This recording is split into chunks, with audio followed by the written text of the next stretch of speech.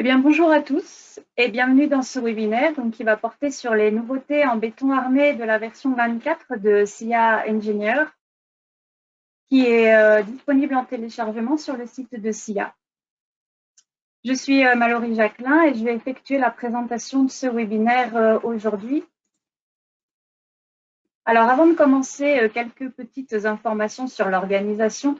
Le son de votre micro, il est coupé pendant la présentation, mais vous pouvez poser des questions dans la boîte de conversation de panneaux de GoToWebinar. On les regardera après la présentation et nous vous répondrons en particulier à chacun ensuite, donc surtout n'hésitez pas. Et le webinaire est enregistré et il sera publié sur la chaîne SIA de YouTube avec les autres. Donc, si vous manquez quelque chose, vous pourrez toujours le revisualiser. Alors, aujourd'hui, on va aborder 4 grands thèmes.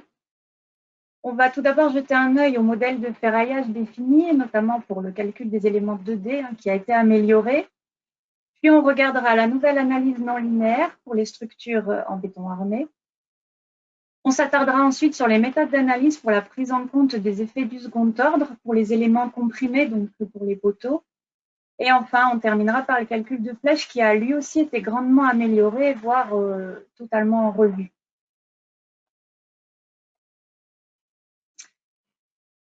Donc, on va commencer par le premier sujet qui concerne le modèle de ferraillage défini des éléments 2D. Alors, lorsqu'on regarde ce nouveau gabarit, ce nouveau modèle qui est affiché en bas à gauche de cette slide, on note que le ferraillage de base en bleu, il n'a pas changé. Il se paramètre toujours de la même manière. Donc, vous choisissez un diamètre fixe et un espacement fixe pour chacune des directions, et ce, pour chacune des deux faces. La modification, elle n'a été faite que sur le ferraillage additionnel. Alors, pour le ferraillage additionnel, en vert, avant, dans les versions précédentes, on avait 3 options. La première, c'était une option fixe où l'utilisateur devait définir un diamètre fixe et un espacement fixe. Et les 2 autres options, elles permettaient à l'utilisateur de créer une liste de diamètres au choix avec un espacement fixe ou alors de créer une liste d'espacements au choix avec un diamètre fixe. Et bien là, à partir de la version 24, on a la possibilité de combiner ces différentes listes donc de diamètres et d'espacements pour accéder à davantage d'options. Et vous pouvez trier cette liste créée de manière à obtenir ou bien la section minimale, ou le diamètre minimal, ou alors l'espacement maximal. Ça permet de définir l'ordre dans lequel le ferraillage additionnel sera appliqué. Donc, pour voir ça un peu plus en détail, on peut passer sur le logiciel à travers un exemple. Donc, je peux ouvrir la configuration béton ou bien par la première fenêtre là, du poste de travail béton en bas à gauche dans la roue, ou alors par le menu dimensionnement, configuration béton et configuration.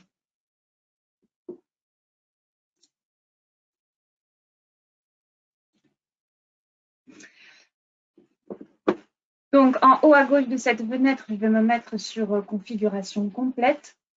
Et notre modèle de ferraillage défini, il se trouve sous les paramètres de conception par défaut, sous ferraillage, ou bien dans les plaques, ou bien dans les murs. Donc là, je vais aller dans plaques et j'ai ici modèle de conception de l'armature définie.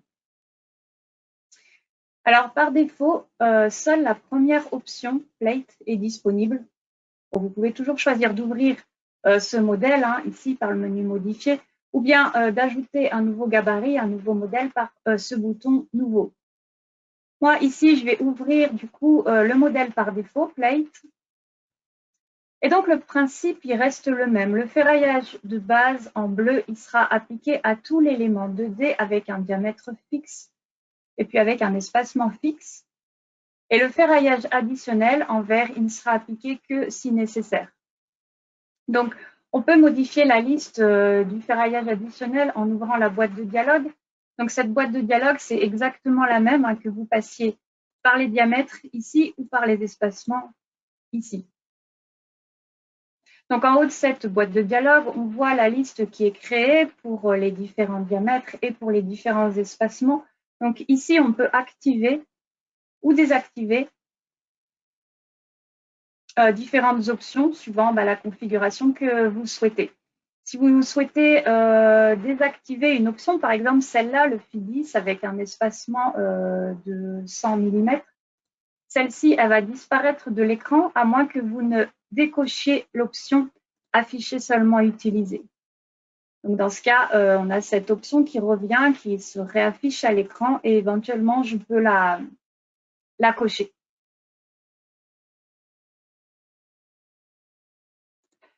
Dans cette boîte de dialogue, du coup, on voit entre parenthèses donc, le classement qui est effectué. Donc, vous pouvez changer la façon dont sera géré ce ferraillage additionnel par ces boîtes de dialogue avec l'option tout en bas qui est trier par. Donc, vous pouvez trier, comme on disait, par section mini, diamètre mini ou espacement maxi. Vous pouvez passer ou bien par ici ou alors par la troisième colonne du ferraillage additionnel. Ça va définir l'ordre dans lequel le ferraillage additionnel sera appliqué. Alors, pour ajouter différentes options, vous avez deux méthodes. Vous pouvez ajouter un diamètre en utilisant le point-virgule comme séparateur. Ça va ajouter les options de diamètre à la liste avec toutes les options d'espacement.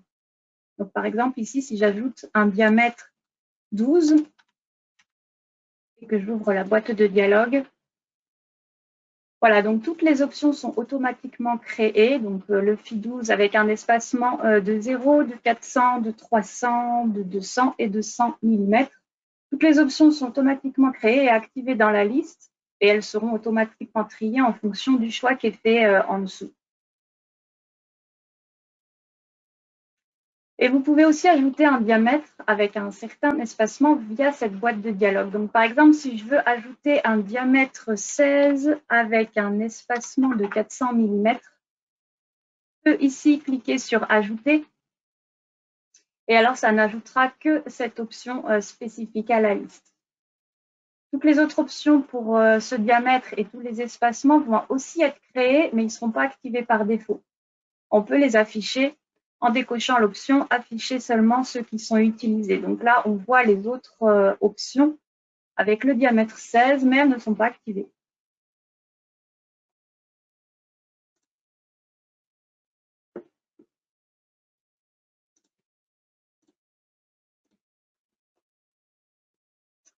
Alors, dans cet exemple, on a trois modèles identiques de dalles qui ont été créés. La seule différence, c'est le modèle de ferraillage défini, et notamment le ferraillage additionnel de ce gabarit.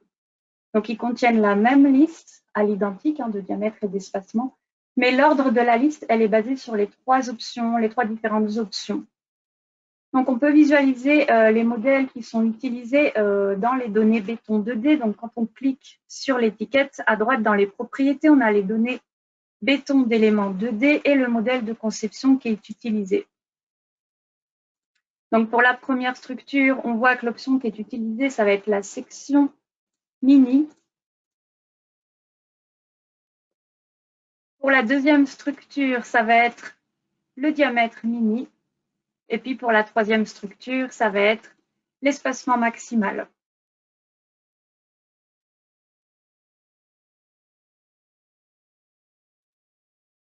Voilà, on a créé trois gabarits différents pour les trois types de structures. Donc maintenant, on peut aller regarder le ferraillage défini. Donc pour le cas de charge test, pour le ferraillage 1+, par exemple, j'ai une image qui répertorie les trois modèles, donc avec les trois différentes listes pour chacune des trois structures. Et on voit que les résultats ils sont un petit peu différents.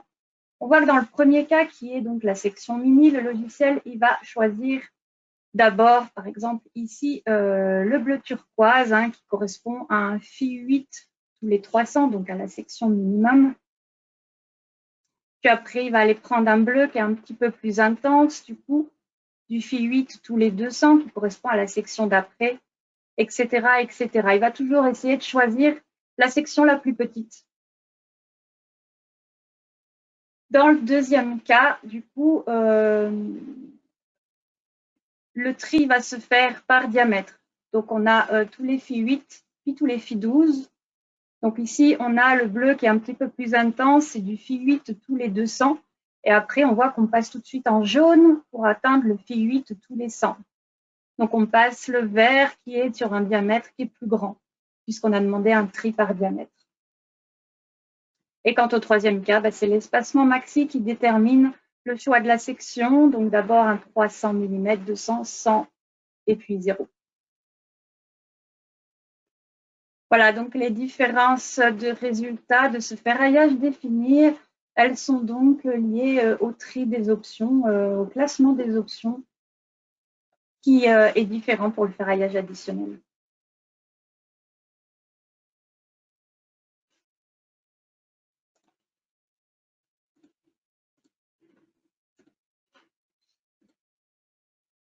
Le sujet suivant, donc, qui concerne la nouvelle analyse non linéaire pour les structures en béton armé. Donc, cette fonctionnalité, elle est appelée non-linéarité physique BA dans les paramètres du projet. On l'abrège souvent par PNL pour Physical Non-Linearity.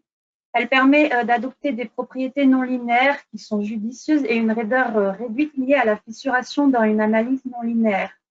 Donc, ça peut être fait avec ou sans ferraillage. Et cette fonctionnalité elle peut être activée pour le béton comme pour le béton fibré. Donc, on peut définir un diagramme contrainte déformation dans les propriétés du matériau. On peut utiliser ou bien l'une des options prédéfinies, qui est basée sur la loi de Mazar pour le béton et la loi élastoplastique pour l'acier. Ou alors, on peut aussi manuellement définir ce diagramme contrainte déformation. On peut effectuer ce calcul pour les éléments 1D comme pour les éléments 2D, et ce, avec ou sans ferraillage. Le ferraillage, par contre, il doit être créé via des barres réelles. Donc, on doit utiliser un ferraillage utilisateur, et à noter que les barres libres, elles sont également supportées. Si des éléments avec un autre matériau sont présents dans le projet, le calcul se fera avec la rigidité linéaire ou la plasticité à chaque fois que cela est activé. Ça signifie que la fonctionnalité PNL, elle est totalement compatible avec la fonctionnalité plasticité générale.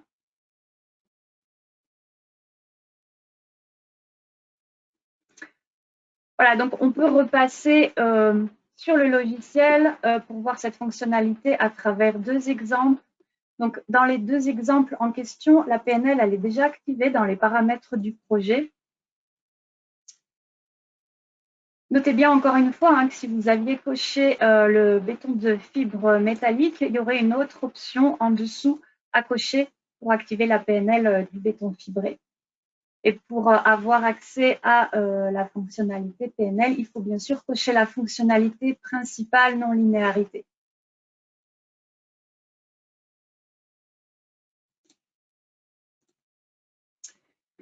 Du coup, on peut aller maintenant dans la bibliothèque de matériaux.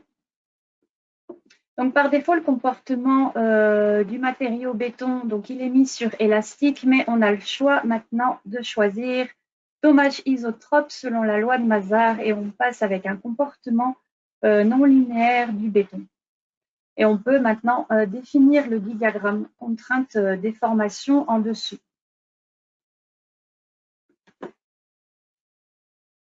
Donc, si vous souhaitez utiliser une option prédéfinie, vous pouvez modifier le paramètre contrainte déformation ici, donc selon la norme, sans branche en traction, avec branche en traction.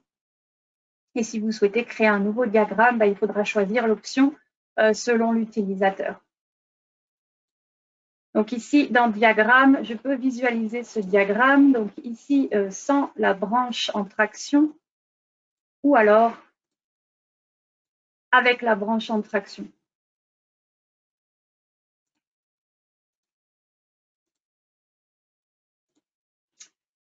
L'utilisateur, il doit aussi sélectionner la valeur utilisée, donc pour créer ce diamètre avec le paramètre type de valeur. Donc, ce peut être ou bien la valeur de résistance moyenne caractéristique, ou alors la valeur de calcul. Donc, pareil, si je mets en valeur de calcul, on peut visualiser le diagramme qui est adapté.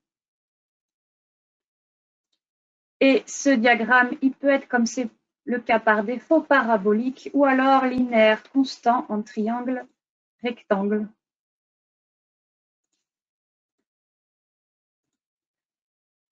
Et dernière chose, il est possible de tenir compte de l'effet de fluage, donc avec l'option qui est juste au-dessus.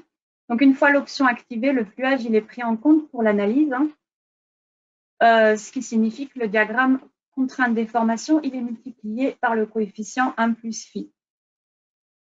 Donc ce coefficient de fluage phi, eh ben, il est à définir juste en dessous de l'option à activer.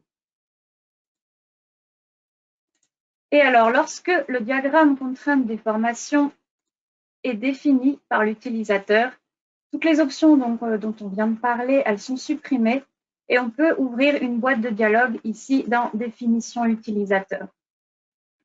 Donc ici, on peut définir les points du diagramme par un clic droit en haut, là, dans la zone blanche, insérer une nouvelle ligne.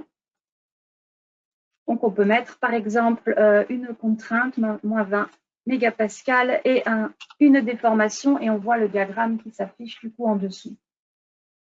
On peut bien sûr supprimer toutes les lignes. On peut aussi copier-coller une colonne depuis Excel directement. Et on peut éventuellement également partir d'un diagramme prédéfini, donc par l'option créer à partir de défaut ici. Donc on retrouve toutes les options dont on a parlé tout à l'heure pour le diagramme prédéfini. Et bien entendu, on peut modifier ce diagramme puisque toutes les valeurs, elles s'affichent dans le tableau du dessus. En plus de la définition des différents points du diagramme, il faut aussi définir donc, la déformation limite pour le diagramme en traction et en compression. Et la fin du diagramme, qui est représentée ici là, par une ligne grise, elle est définie par trois options. Rupture. Donc rupture, la contrainte, elle passe à 0 sans augmentation de la déformation.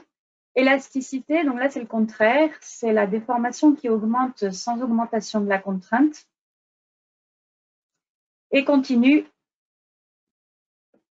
là c'est la contrainte et la déformation qui augmentent le long de la ligne à partir des deux derniers points du diagramme. Alors ces trois options, elles sont disponibles que pour le diagramme qui est défini par l'utilisateur. Les diagrammes par défaut, enfin les diagrammes qui sont prédéfinis, ils auront toujours une fin par rupture.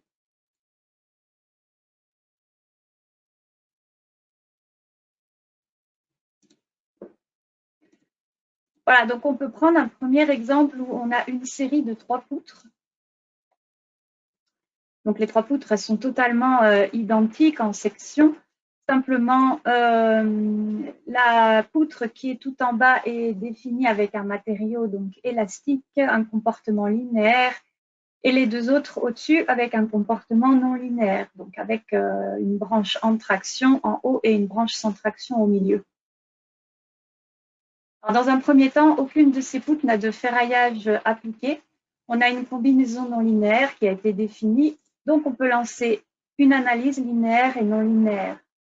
À noter que le calcul non linéaire, il nécessite de raffiner le nombre d'éléments 1D, donc là il est automatiquement passé à 5, et que dans la configuration avancée du solver, la méthode de calcul est Newton-Raphson. Voilà, donc on peut lancer le calcul. Et on va regarder ensuite les déplacements 3D. On devrait voir une différence très très rapidement à l'œil nu.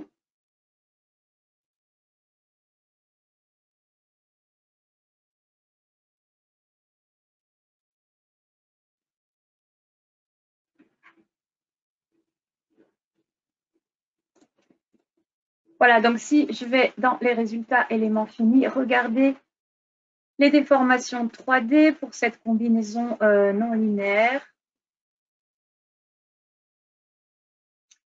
Voilà, donc on remarque très rapidement les différents. Donc la poutre avec le matériau linéaire, bah, il se déforme bien moins que les deux autres poutres. Et celle qui a la branche avec traction, elle se déforme également très bien moins que celle qui a la branche sans traction.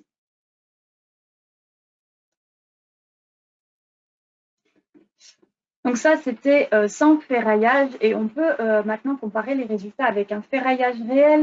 Donc, ce ferraillage réel, il peut être créé ou bien en convertissant le ferraillage défini du gabarit, du modèle, ou alors en créant directement un ferraillage utilisateur. Donc, par exemple, sur la deuxième série de poutres, ici, on va créer un ferraillage défini. Donc, on va afficher le ferraillage défini pour ces 3 poutres, qui normalement est le même, hein, puisqu'on a un seul modèle, un seul gabarit, on n'en a pas défini plusieurs. Voilà, donc on a 4,02 cm² pour les 3 poutres. Et je vais donc convertir ce ferraillage défini en barre réelle, puisqu'il faut absolument un ferraillage réel pour utiliser la PNL. Et dans la troisième série de poutres, ici à droite, on va appliquer un ferraillage utilisateur 1D. Donc pour cela, on peut passer par la deuxième série d'icônes du poste de travail béton, là dans la roue en bas, ou alors on peut passer par le panneau de saisie. Dans les dernières catégories, on a le ferraillage béton et ferraillage élément 1D. Donc on peut suivre ce qui nous est demandé, sélectionner un élément du début jusqu'à la fin. Alors là aussi, j'ai plusieurs modèles, hein, plusieurs gabarits, comme pour le ferraillage défini. Bon, je vais garder celui qui est mis par défaut et je vais l'appliquer à ma poutre.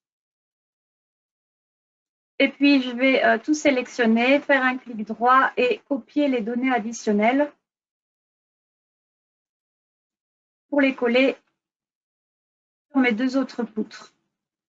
Voilà, donc ces 3 poutres ont exactement le même ferraillage utilisateur et ces 3 poutres du milieu ont exactement le même ferraillage défini. Donc, si je relance le calcul linéaire et non linéaire, on devrait normalement observer le même phénomène que tout à l'heure, à savoir qu'on aura moins de déformation pour la poutre qui est définie avec un matériau linéaire. Et pour les 2 poutres avec le comportement non linéaire, on devrait avoir moins de déformés sur celle avec la branche en traction.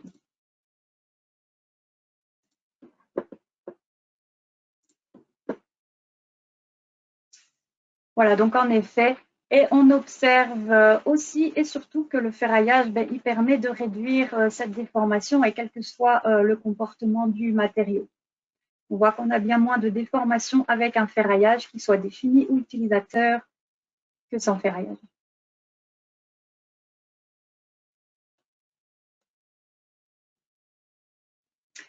Alors que le calcul PNL il soit utilisé ou pas pour l'analyse au second ordre, il va falloir jeter un œil à la méthode qui est sélectionnée pour l'excentricité du second ordre. En effet, les effets du second ordre, ils risquent d'être pris en compte 2 fois si la mauvaise méthode elle est appliquée.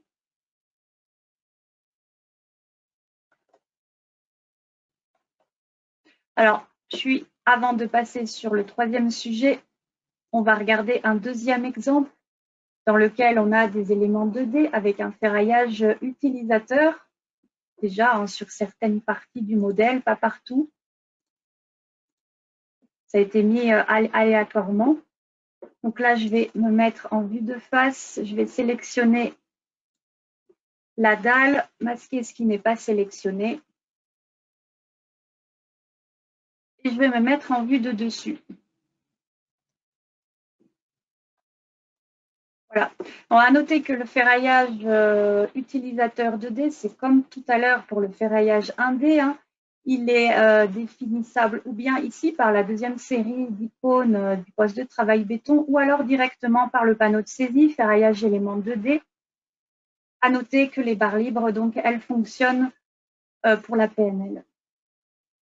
Le calcul, normalement, il a déjà été lancé, donc on peut aller comparer les déformations 3D, donc sous une combinaison linéaire. Donc là, j'ai un déplacement maximum de 10,5 mm. Et sous la même combinaison, mais non linéaire. Et là, je passe à un déplacement maximum de 15 mm. Donc, sous la même combinaison linéaire ou non linéaire, on a une différence là de l'ordre de 5 mm. Et c'est donc lié à la propriété du matériau de la dalle, hein, parce que la dalle a été définie en C3037 user. Et si on va voir ses caractéristiques, elle est donc définie avec un matériau à comportement non linéaire.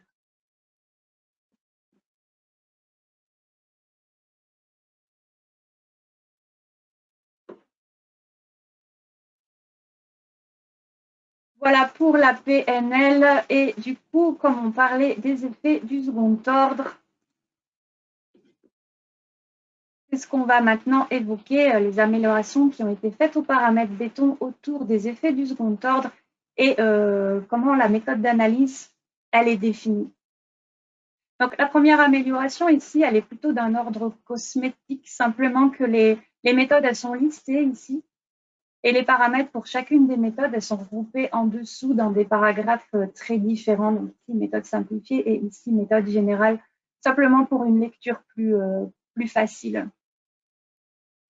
Donc dans les anciennes versions, vous deviez manuellement désactiver les effets du second ordre et cocher la méthode simplifiée pour les prendre en compte. Mais il y avait un risque, qui existe toujours d'ailleurs avec la méthode simplifiée.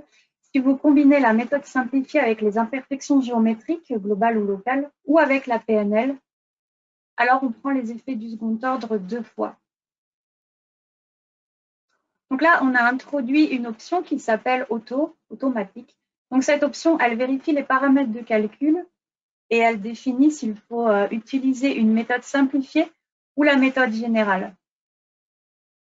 Donc, dans le tableau en bas à gauche de cette slide, on peut voir quels paramètres de calcul ont une influence sur la méthode utilisée. Donc, pour les combinaisons linéaires, la méthode simplifiée elle devrait être utilisée.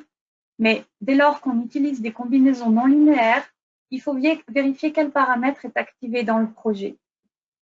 Donc, la non-linéarité physique du matériau béton, la non-linéarité géométrique, ou alors une imperfection globale ou une imperfection locale. Donc, en fonction, la méthode elle sera différente.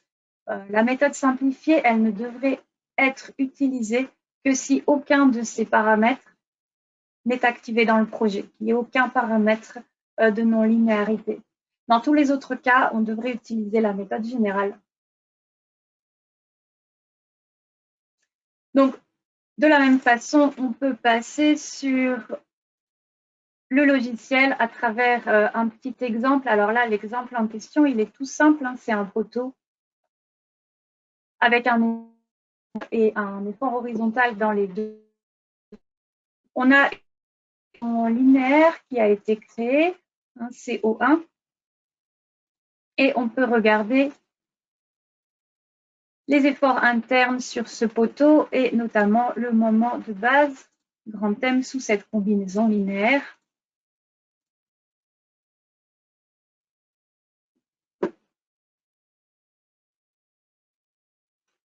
Voilà, là, on obtient un moment au maximum de 72 kN/m.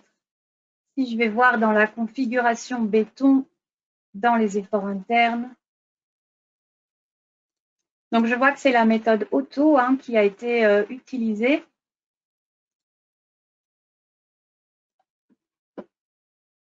Ce qui veut dire que si je regarde le moment de calcul sous cette combinaison linéaire, je passe à 193 kN/m dû aux effets du second ordre. Donc sur ce même modèle, on a la même combinaison qui a été créée en non linéaire. Elle a été créée 4 fois. La première fois NC1 sans aucune imperfection ni globale ni locale. Et puis on a NC2 avec une imperfection globale, NC3 avec une imperfection locale. Et puis on a NC4 avec une imperfection et globale et locale.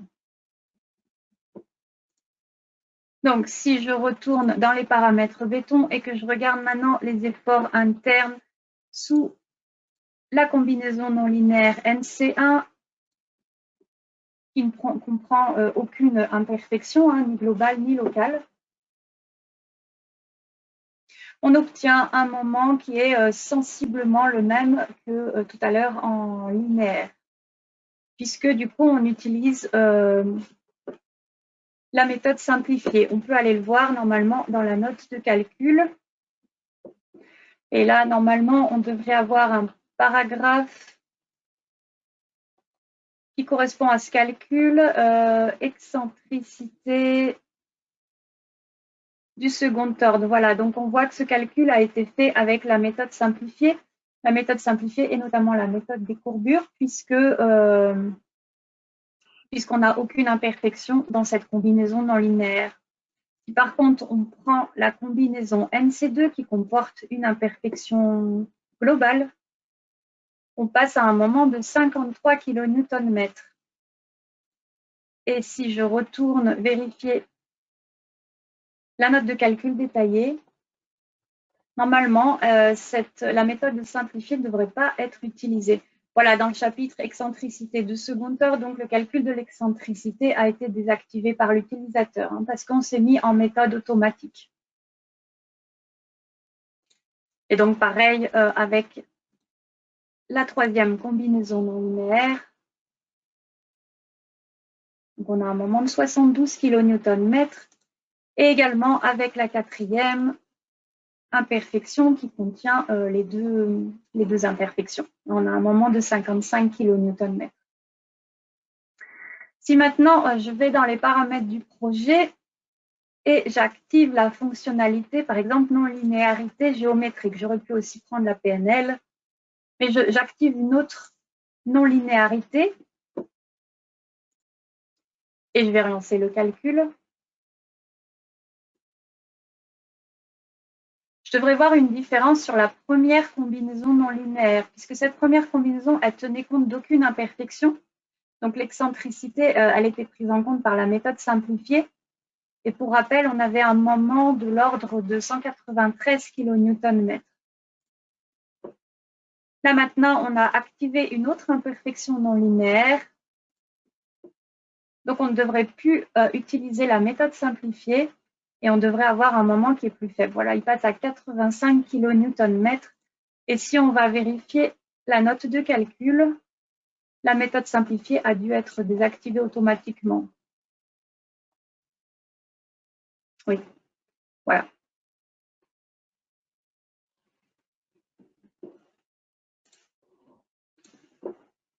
Alors bien sûr, dans la configuration béton, on peut outrepasser cet automatisme en choisissant ou bien la méthode simplifiée ou bien aucune méthode.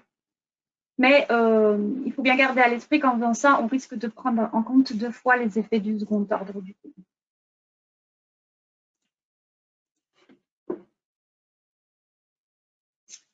Une dernière chose à ce sujet, il est possible maintenant de définir les paramètres C et C0, donc pour les méthodes respectivement de courbure ou de rigidité nominale.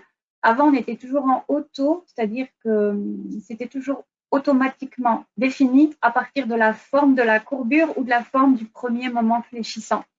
Si je reviens sur le logiciel pour y voir plus clair, donc dans la configuration béton, dans les efforts internes, ici la méthode simplifiée, donc elle est soit avec la courbure nominale, donc l'article 588 de l'Eurocode, et ou la rigidité nominale. Et en dessous, si je me mets avec la courbure nominale, j'ai donc la définition du coefficient C, qui peut donc être automatique, ou alors selon la forme de la courbure, ou alors une valeur utilisateur qui s'affiche en dessous, une valeur personnalisée. Donc on a le rappel de l'article ici, de la norme, et à droite, quand je clique sur les petites flèches, j'ai le rappel des valeurs qui sont prises issues de la norme du coup. Pareil pour la rigidité nominale. Donc je peux choisir en automatique selon la forme selon le moment du premier ordre ou alors une valeur utilisateur. Voilà, et bien sûr, ça impactera le calcul de l'excentricité du second ordre, dont on peut retrouver le détail de calcul dans la note détaillée.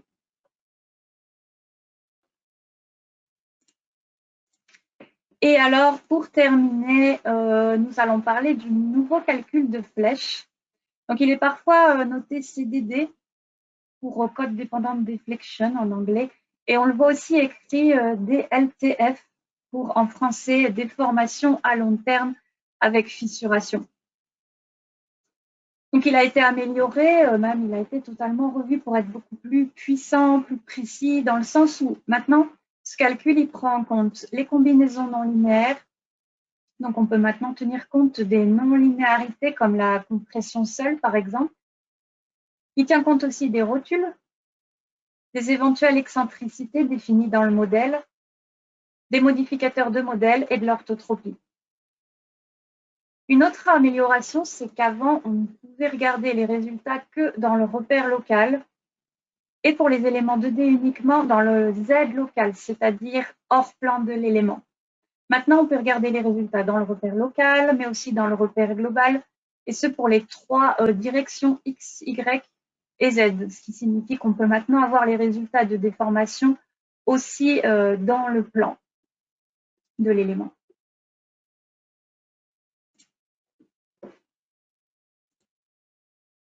Et donc, si on repasse sur le logiciel pour un exemple, donc là, il s'agit d'un projet dans lequel on a des barres qui sont définies en effort axial seul. Sur ces barres, on a une non-linéarité définie en compression seule. On a aussi des rotules définies avec des non-linéarités également en compression seule. Et alors, si je clique sur l'icône de la flèche, donc déformation à long terme avec la fissuration, on peut voir dans sa feuille de propriété qu'on peut sélectionner maintenant une combinaison non linéaire ou une classe de combinaison non linéaire. Donc ici, si on regarde les combinaisons non linéaires, on en a un certain nombre de définies, donc des combinaisons ELS, aussi des combinaisons ELU. À noter que les combinaisons ELU, elles ne seront pas disponibles pour les résultats de flèche. Et si je vais dans la classe de résultats, on a une classe de combinaisons non linéaires à l'ELU et de combinaisons non linéaires à l'ELS. Le reste des options, il est semblable à ce qu'on connaissait déjà. Donc, on peut choisir le calcul de flèche sous le ferraillage requis, défini ou utilisateur. Et on peut choisir la combinaison pour laquelle ce ferraillage requis a été calculé. La seule autre différence, c'est donc le système ici local ou global pour lequel on peut afficher la flèche. Et on voit aussi qu'on peut choisir du coup la direction X, Y ou Z en fonction du repère local ou global. Donc là, on peut commencer par afficher cette déformation dans le repère local, donc le Z dans le repère local de l'élément comme on le faisait avant.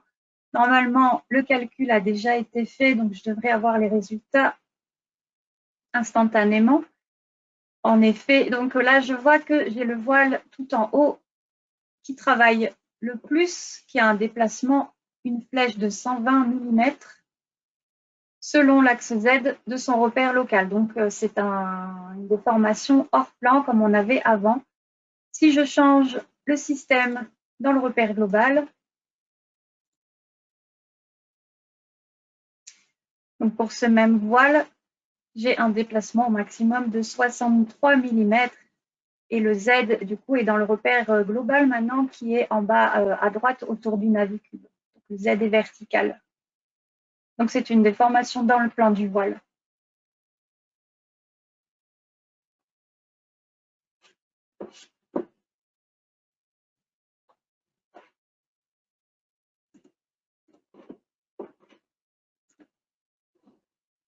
Voilà, c'est la fin de ce webinaire donc sur les principales nouveautés béton du logiciel SIA Engineer version 24. On va répondre aux questions maintenant. Hein, si vous en avez, vous pouvez toujours par la suite écrire à support@sia.net si vous avez des questions par la suite en revisualisant le webinaire par exemple. En attendant, je vous remercie tous pour votre attention et votre participation et je vous souhaite une belle fin de journée.